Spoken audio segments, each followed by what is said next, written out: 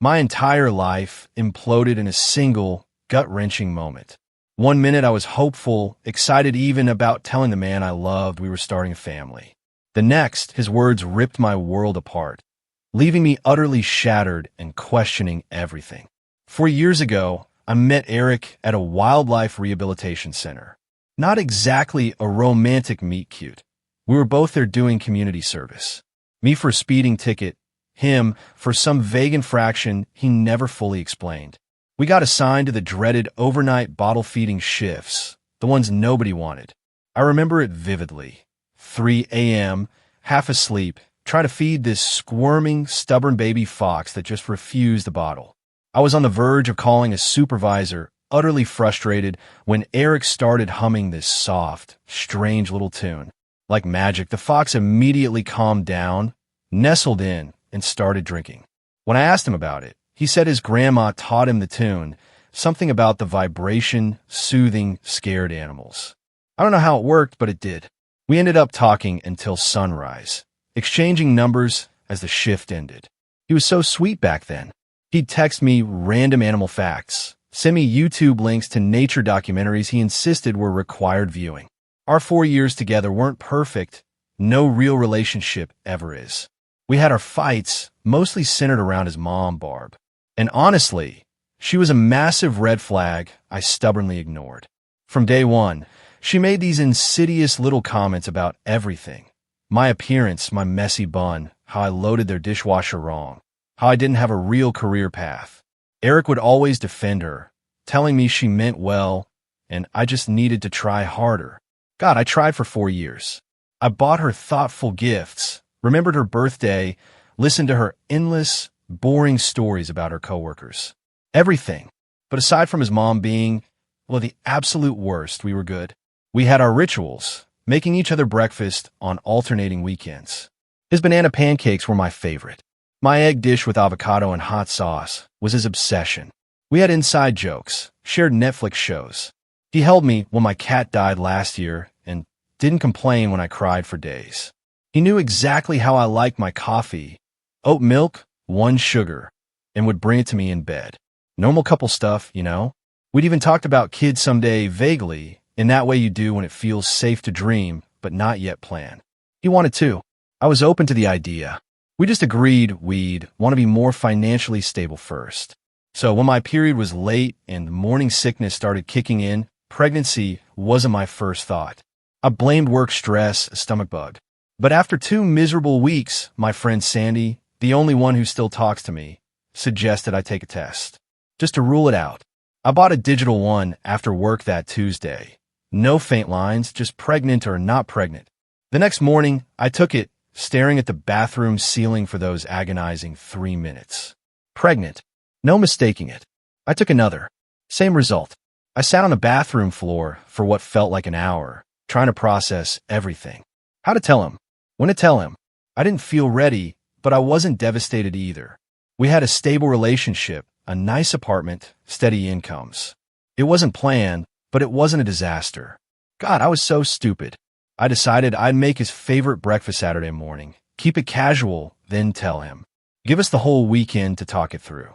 I even rehearsed what I'd say, 50 times over. Saturday arrived. I woke up early, made the eggs just right, extra hot sauce, perfectly ripe avocado. Eric was still asleep. I set the table, nervous but hopeful. I know that sounds naive now. Then, the door opened. His mom just showed up, unannounced, using her key. Another red flag I'd ignored.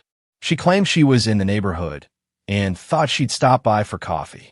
Perfect timing, Barb, as I was about to have a life-changing conversation with her son. Eric finally woke up, came out in sweats, kissed my cheek like normal. They both sat down, immediately scrolling on their phones. Typical morning for them. But I was standing there, my stomach churning, and not just from pregnancy nausea. My hands were literally shaking as I put the food on the table. Both of them were still glued to their screens. I cleared my throat, and I just did it. I held out the test and said, "I have something to tell you." Eric looked up. I'll never forget his face. No surprise, no shock, just annoyance, like I'd interrupted something profoundly important. And then he spoke. His exact words were, Abortions are quick. Bad timing as always. My breath hitched. His mom, Barb, casually sipped her coffee and added, "He finally realized you weren't pretty, weren't smart, just a burden with a belly." For years. For years of my life. And that was it. No discussion. No questions. Just get rid of it, like I was a stain on his shirt. I slowly put the test down, wiped my hands on a dish towel, and walked into the bathroom. I washed my face, didn't look in the mirror because I knew my eyes were puffy and red, even though the tears hadn't actually fallen yet. I slipped on my sneakers by the door, and I left. I had my phone and wallet. Nothing else. No clothes, no laptop, no charger. Just walked out, and I kept walking until my feet went numb. I ended up at a little coffee shop I'd never seen before, sat in a corner booth for 3 hours, nursing a single chai latte I could barely afford. The barista kept giving me worried glances. Finally, I called Sandy from the bathroom, where no one could hear me fall apart. She let me crash on her floor that night, and the next, and the next. Her apartment was tiny, always smelled faintly of cigarettes and cat food. The pillow she gave me was paper thin, and my neck ached every morning. But it was somewhere to sleep that wasn't a park bench. One morning, I slept through my alarm. Pregnancy exhaustion is real, folks. Sandy yawned and said I should at least try not to act like the whole world owed me something. That hurt more than Eric's cruel words somehow, because she was trying to help, and I was being a burden to her too. I stopped checking social media after that. Couldn't bear seeing mutual friends posting with Eric or his mom's passive-aggressive updates. I only had the clothes on my back, so I went to a thrift store and bought 2 t-shirts and a pair of jeans with the little cash I had. Washed my underwear in Sandy's sink every night. Used her shampoo and toothpaste until I could afford my own. By day 5, I landed a dishwashing job at a small cafe. The owner, Vicky, an older woman, took one look at me and just nodded. No questions. Be there at 5 a.m. tomorrow. The pay was terrible, but it was cash under the table. The first week was brutal. My body was already changing, constant nausea, exhaustion, my breast throbbing. I threw up twice during shift. Vicky just handed me a ginger candy and pointed to the mop. No judgment, just practical. I started looking for programs for pregnant women, made an appointment at a clinic to confirm everything was okay, trying to figure out what the hell I was going to do. And that's when Eric started texting. Casual at first. "Where are you? Did you take my navy hoodie? Your mom called asking for you." Then more urgent. "Are you okay? Sandy won't tell me where you are. I'm worried. We should talk." I blocked his number after the 20th text in one day. Then he used his work phone, then his friends' phones. I blocked them all. A week after I left, the voicemail started. I deleted them initially, unheard, but curiosity got the better of me. During a break at the cafe, I listened to one. His voice was different, broken. He said he panicked, said his mom got in his head, said he didn't mean it, said he loved me and wanted to talk. Too little, too late. I threw my phone against the wall, so hard the screen cracked. Vicky didn't even blink. She just handed me a broom and said, "Phones break, hearts break, but dishes still need washing." I liked her. Sandy was getting increasingly annoyed with me. I understood. Her place was tiny. I was taking up space, using her shower, eating her food, even though I tried to contribute what little I made. I needed a next step. I couldn't sleep on her floor forever, couldn't wash dishes forever, couldn't keep ignoring the fact that I was pregnant, alone, and had nothing. One night, after a particularly long shift, I came back to Sandy's to find Eric sitting on her couch. She looked guilty. He looked desperate. I turned around and walked right back out. I heard him calling my name as I ran down the stairs. Heard him following me. I ran until I couldn't anymore, ending up at a 24-hour laundromat, sitting there until morning, watching people fold their clothes, check their phones, live their normal lives while mine was falling apart. By the way, if you're still with me on this wild ride, make sure to hit that subscribe button. More raw and unbelievable stories are always coming your way. That's where I was then, still at Sandy's, but desperate for somewhere else. Still working at the cafe. Still pregnant. Still getting messages from Eric through every possible channel. He even sent flowers to the cafe yesterday. Vicky put them directly in the trash. I didn't have some master revenge plan. I was just trying to survive day by day. But I knew one thing. I was never going back. Not to Eric, not to that apartment, not to that life where I was always trying to be good enough for people who were never going to think I was good enough. My back was killing me from those plastic chairs at the laundromat. I hadn't slept at all.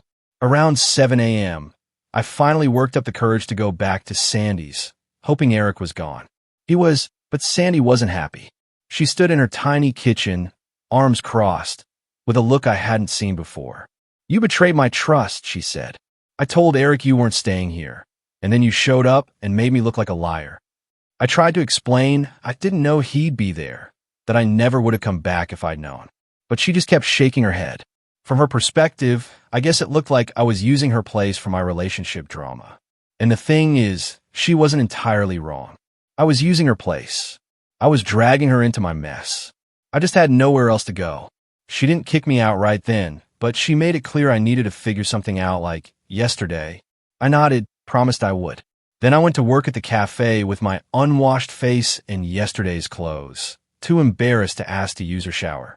When I got to the cafe, Vicky took one look at me and pointed to the employee bathroom. There was a clean towel and a travel-size shampoo on the sink. I didn't cry then, but it was close. I just washed up as best I could and got to work. That day was when I finally called my mom. Hadn't spoken to her in months. We've never been close. She's always been the "I told you so" type, and I've always been the disappointment. Last time we talked was Christmas, when she spent 20 minutes explaining how my cousin Jen, her favorite, had just bought a house and was really making something of herself. I called her from the cafe's back alley during my break.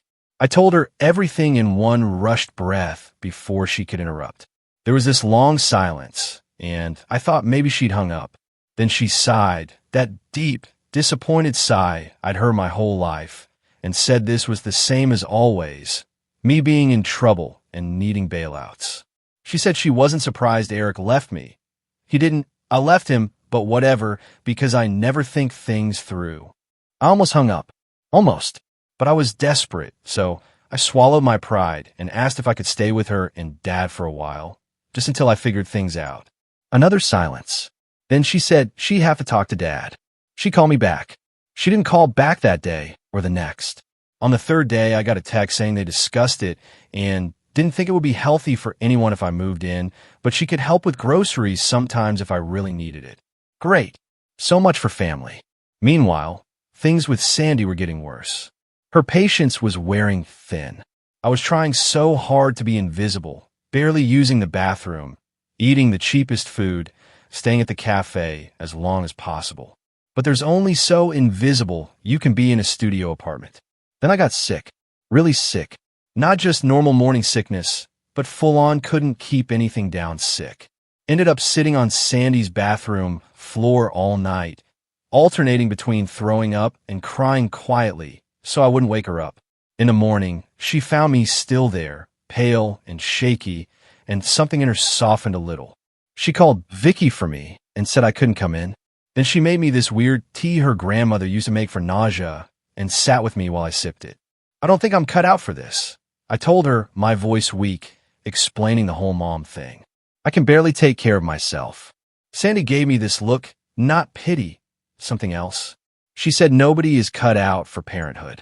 Everyone just figures it out as they go. Even the people who look like they have it all together are just faking it. That was the first genuinely nice conversation we'd had in days. The sickness lasted almost a week. I lost weight I couldn't afford to lose. Vicky kept my job, but I wasn't getting paid while not working, so my tiny savings disappeared on ginger ale and crackers. One night, when I was feeling a little better, Sandy sat down across from me on the floor where I was scrolling through YouTube videos about pregnancy. She had this determined look.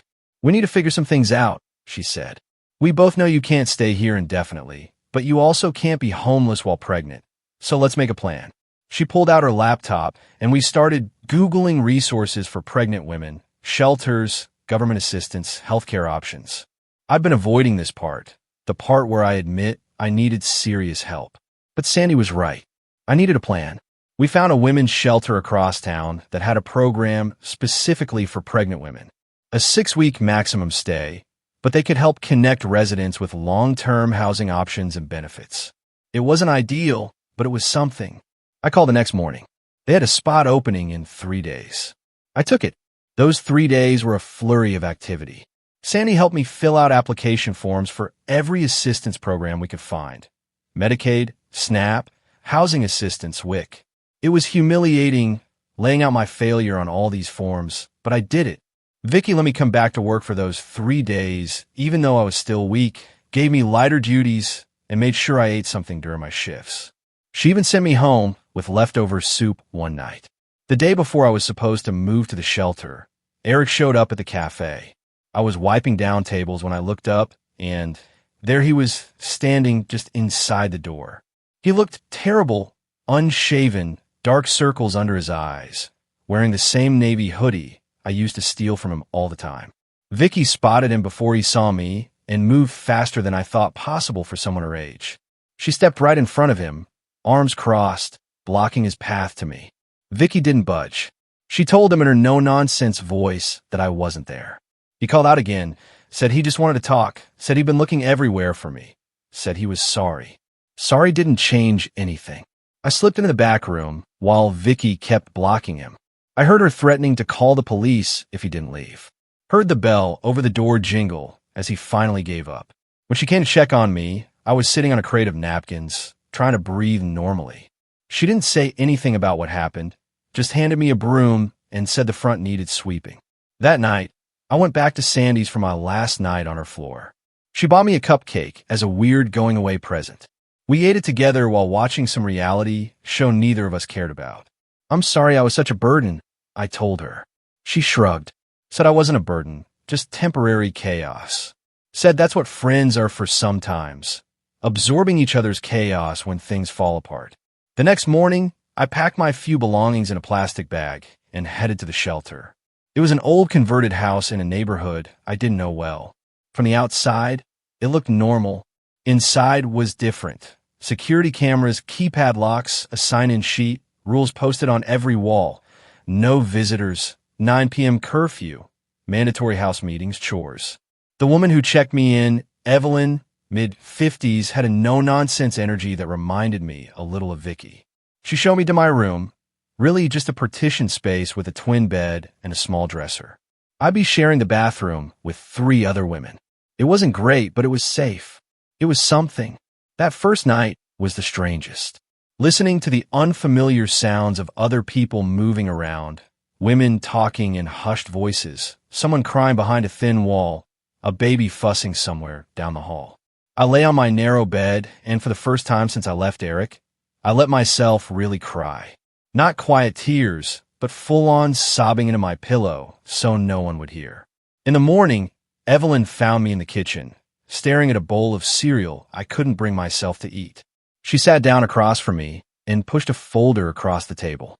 Inside was information about a prenatal clinic that worked with the shelter, a list of free pregnancy classes, and applications for several longer-term housing programs. You have 6 weeks with us, she said. Make them count. I did try. I went to the clinic for my first real prenatal appointment. Saw my baby on ultrasound for the first time, this tiny bean-shaped thing with a fluttering heartbeat. 10 weeks along. The doctor said everything looked normal. I got a part-time job at a grocery store stocking shelves before the store opened. It paid better than the cafe, but the hours were brutal for a.m. to 8 a.m. Between that and still working at the cafe some days, I was exhausted all the time. But I was saving money little by little. Eric kept trying to find me.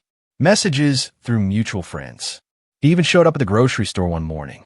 Must have asked around. I hid in the back room until my manager told him to leave. One night, about 2 weeks into my shelter stay, my phone lit up with a call from my mom. Weird because she never calls, just texts occasionally. I almost didn't answer, but something told me I should. She was calling because she'd run into Barb, Eric's mom, at the store. Barb had told her some twisted version of what happened, that I tricked Eric by getting pregnant on purpose, that I disappeared with his child, trying to punish him, and that she and Eric were heartbroken and just wanted to make things right. My mom actually seemed unsure who to believe. She asked if that's what really happened, like I would lie about something like that.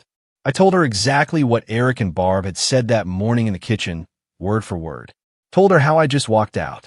Told her where I was staying now. Told her I was working 2 jobs and trying to figure out how to not be homeless when this baby came. There was a long pause. Then my mom said something I never expected. "I believe you." 3 simple words I don't think I'd ever heard from her before. She didn't apologize for not letting me stay with them. Didn't offer any grand gestures of support. But she asked if I needed anything. I said grocery money would help. She promised to send some through Venmo each week. It wasn't a miracle fix to our relationship, but it was something. As week 3 at the shelter started, Evelyn called me into her office. Said there was a spot opening up in a transitional housing program they partnered with. Apartments for women in crisis situations, 6-month leases, subsidized rent based on income. Not luxurious, but private, safe. I could stay there until well after the baby was born. I filled out the application that day, interviewed 2 days later, trying not to get my hopes up. Meanwhile, the shelter was wearing on me. The lack of privacy, the constant noise, the rigid rules.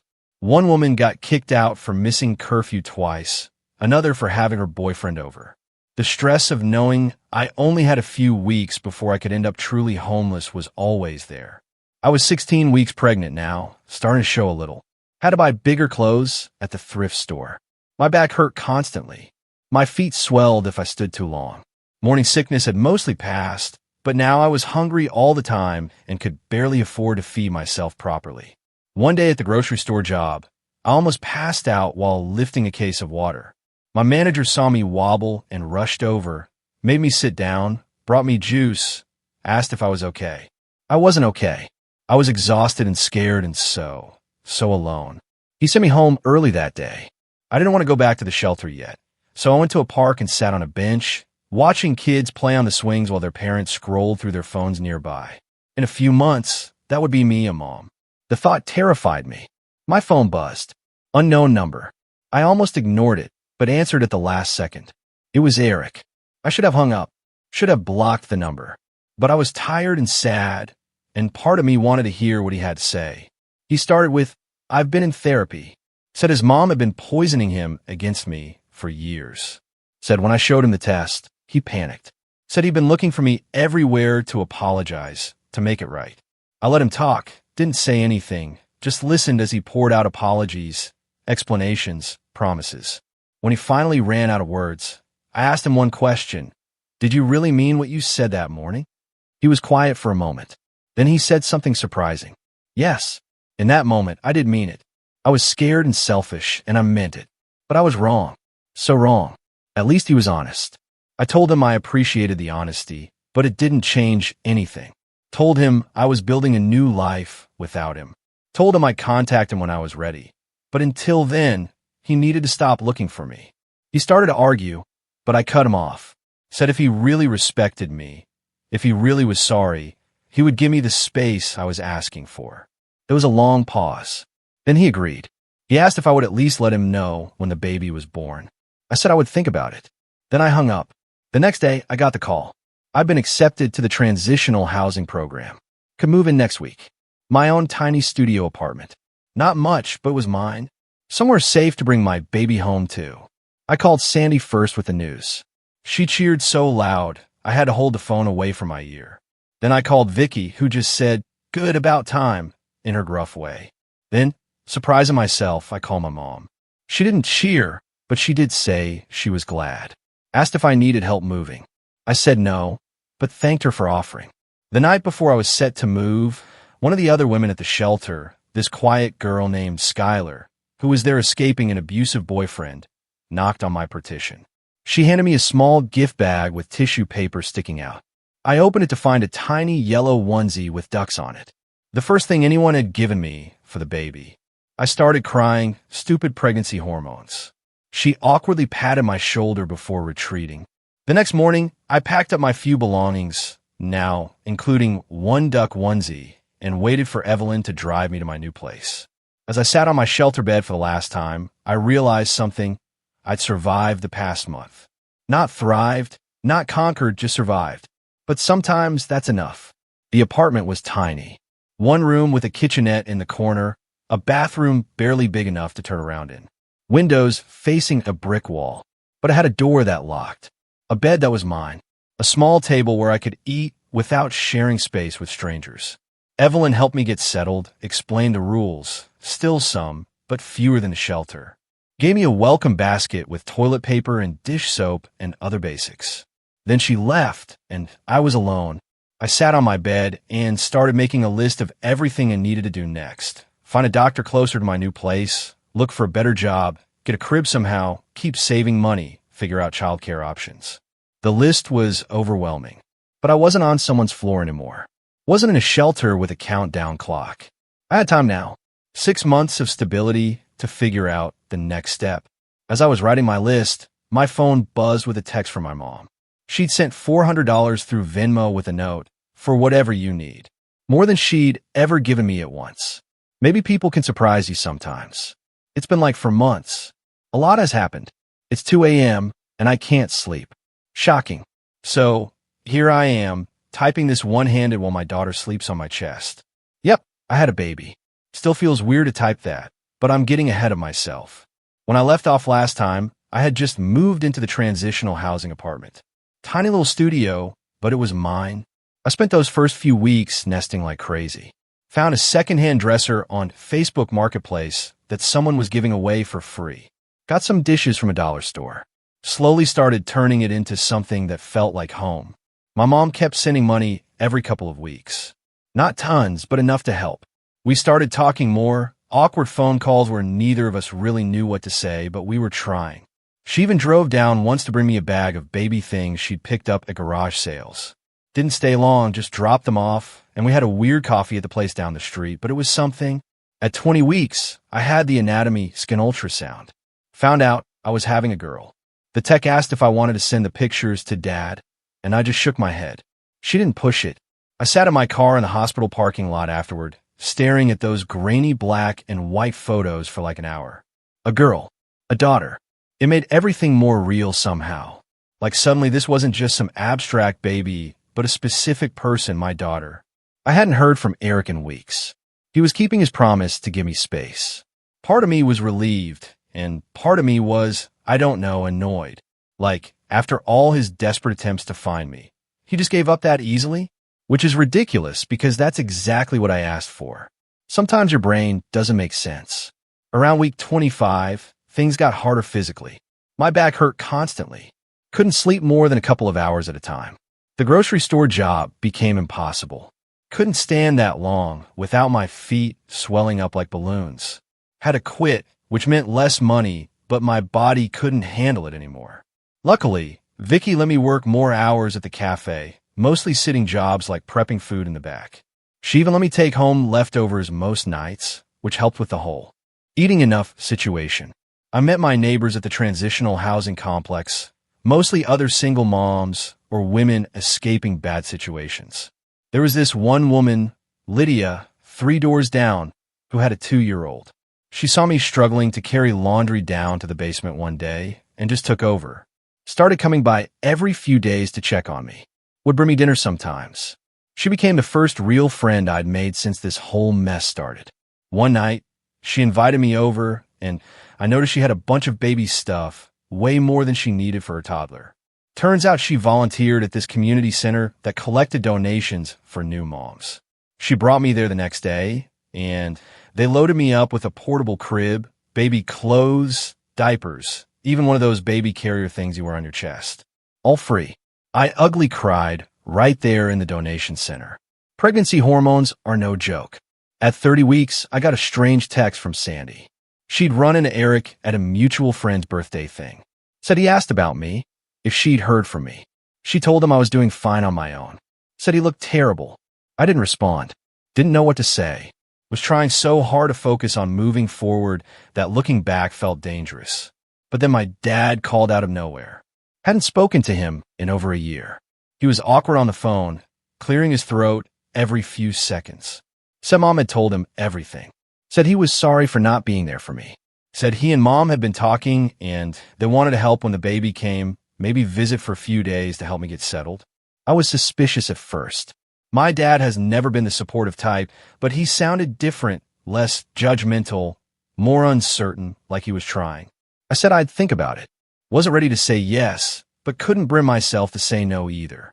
At 34 weeks, I woke up to my phone blowing up with notifications.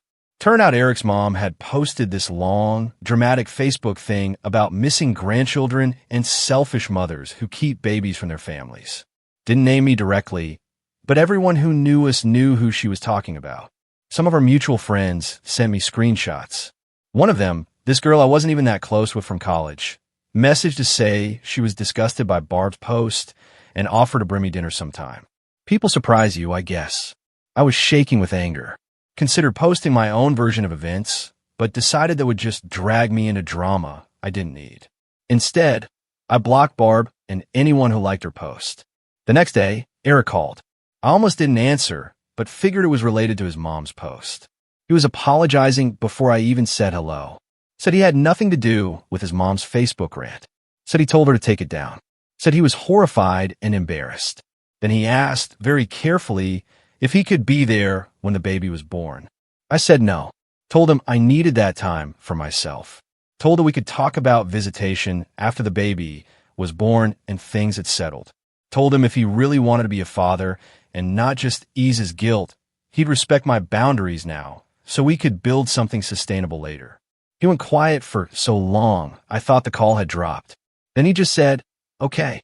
Asked if he could at least know when the baby arrived. I said I'd let him know after the fact, not during. He accepted that, and we hung up. I spent a lot of time thinking about what kind of relationship I wanted him to have with our daughter. Went back and forth between none at all and regular visitation about 50 times a day. Talked about it with Lydia, who co-parented with her ex. She said it was hard but worth it for her kid to have both parents. Said the key was treating it like a business relationship. Polite, professional, focused on the kid, not on past drama. Made sense in theory, harder to imagine in practice. At 37 weeks, I had a scare. Started having what I thought were contractions. Went to the hospital alone at midnight, terrified. Turned out to be false labor, Braxton Hicks, or whatever. They sent me home, but the doctor warned me that first babies often come early and I should have my plan ready. My plan was basically just me getting myself to the hospital, me giving birth, me figuring it out. Lydia offered to be my person, the one who drives me and stays with me. I was hesitant to accept more help from her, but she insisted. Said no one should go through labor alone if they don't have to. So I added her to my plan. Meanwhile, I was still trying to figure out what would happen after the baby. My 6 months at the transitional housing would be up when the baby was about 3 months old. Had no idea where we'd go after that. Was on wait lists for affordable housing, but they were years long. Was saving everything I could for my cafe job, but it wasn't nearly enough for a regular apartment. My parents called weekly now, strange, awkward calls where we tiptoed around past hurts and tried to build something new. They mentioned again that they could come stay for a week or two after the baby. I finally said yes, out of necessity more than anything. Couldn't afford to turn down help at this point. At 39 weeks and 4 days, my water broke. It happened at the cafe of all places. I was helping Vicky close up when suddenly there was this gush, and I was standing in a puddle. Vicky looked down, looked up at my face, and just said, "Yep, that's it. Time to go." She called Lydia for me while I stood there in shock. Lydia arrived in 15 minutes, threw my hospital bag in her car, and drove me to the hospital while I called my doctor between contractions. Everything after that is kind of a blur. Labor was not what I expected. Not worse, not better, just different. 22 hours of the most intense experience of my life. Lydia stayed the whole time, held my hand, got me iced chips, didn't complain when I squeezed her arm so hard it left marks. Just kept saying I was doing great, even when I definitely wasn't. I won't go into all the gross details, but at 6:17 in the morning, after pushing for 2 hours, my daughter was born. 6 pounds, 3 ounces, a full head of dark hair, tiny, perfect fingernails. The nurse put her on my chest, and she just looked at me like she knew exactly who I was, like we'd been waiting to meet each other. They kept us in the hospital for 2 days. I was terrified they wouldn't let me take her home. They'd realize I had no idea what I was doing and call someone more qualified. But they just gave me some papers to sign, put her in the car seat Lydia had brought, and wheeled us to the front door. Just like that, I was someone's mother. My parents arrived the next day. It was weird having them in my tiny apartment. My mom took over immediately, doing laundry, making food, holding the baby while I showered for the first time in days. My dad was more awkward, hovering at the edges, afraid to hold her at first. But by day 3, he was the baby whisperer. Could get her to stop crying when no one else could. I texted Eric a photo and the basic info the day after we got home. Just birth, weight, time, that everyone was healthy. He responded with paragraphs of emotion that I couldn't deal with at that moment. Just said I'd be in touch when I was ready and left it at that. The first 2 weeks are honestly a black hole in my memory. Sleep deprivation is no joke. My parents were surprisingly helpful. Not perfect. Still made comments that hurt sometimes. Still didn't fully understand why I'd left Eric. But they showed up. Stayed for 12 days until I started to feel like I could handle things. Before they left, my dad pulled me aside. Said they'd been talking. Said they had a rental property, a small house they'd been renting out to students for years. The current tenants were moving out next month. Said we could live there if I wanted. Rent would be minimal, just enough to cover taxes. Said it would give me stability until I got on my feet. I was suspicious at first, worried there would be strings attached. But he seemed genuine. Said becoming a grandfather had made him realize how much he'd failed as a father. Said this was a chance to do better. So I said yes. We'd move when my daughter was about 2 months old. It wasn't ideal. The house was in my hometown, 3 hours away from the life I'd started building. Would mean finding new doctors, new support systems. But it would mean stability, a yard, space for her to grow. Those first weeks were the hardest of my life. Breastfeeding was a nightmare. Painful, frustrating, never enough milk. I switched to formula by week 3, and the guilt was overwhelming until my doctor told me fed is best and to stop torturing myself. Sleep didn't exist. My daughter had her days and nights mixed up. Would sleep peacefully all day, then scream from midnight to 5 a.m.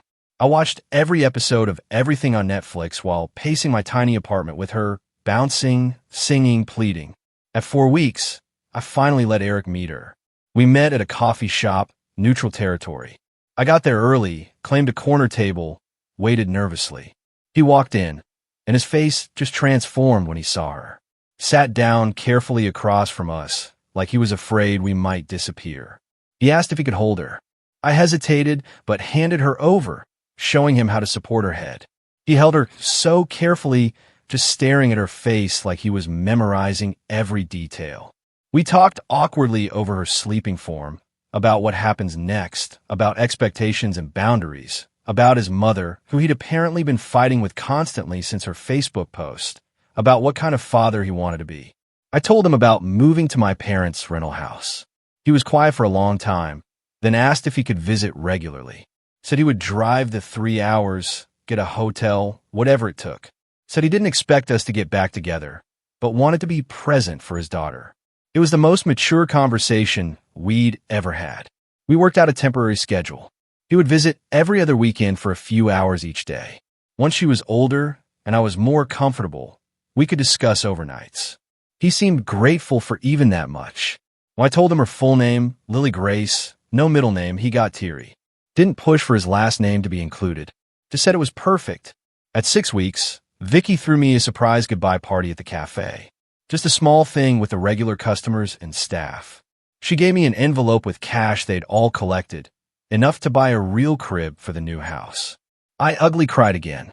Lydia helped me pack up the apartment. It didn't take long. Still didn't have much. We'd become close over the months, texting daily, sharing the nightmare stories of early motherhood. She promised to visit once we were settled. I hope she meant it. The day before we left, I took Lily for a walk around the neighborhood, stopped by the shelter where I'd stayed those desperate weeks. Evelyn was still there, welcomed me with a rare hug when she saw the baby. Told me she was proud of me. Those words meant more than she could know. My parents came with a rented van. We loaded up my meager belongings, strapped Lily in her car seat, and drove away from the place where I'd rebuilt myself from nothing. The rental house was small.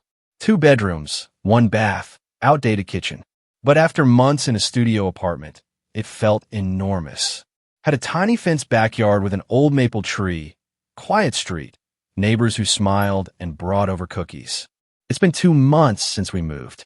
Lily is 4 months old now, rolling over, grabbing things, smiling, this gummy smile that makes everything worth it. Eric visits like he promised, brings diapers and formula, not just toys. Sits on the floor and talks to her while she kicks and coos. Leaves when I say it's time without argument. His mom tried to force her way into a visit once. Showed up behind him at the door unannounced. I refused to let her in. Told Eric either she leaves or they both leave. He chose to make her leave. Progress. It's not perfect. I still struggle every day. Still cry in the shower, sometimes from exhaustion. Still wonder if I'm doing any of this right. But when I look at Lily, at this tiny person who exists because I chose not to give up, I know one thing for certain. Walking out that door 8 months ago was the hardest and best decision I've ever made. I don't know what the future holds, but for now, we're okay. Me and Lily, figuring it out one day at a time. Have you ever had to walk away from everything to truly find yourself? What was your hardest decision that ultimately led to your best outcome? Tell me what you think in the comments below. I really want to know.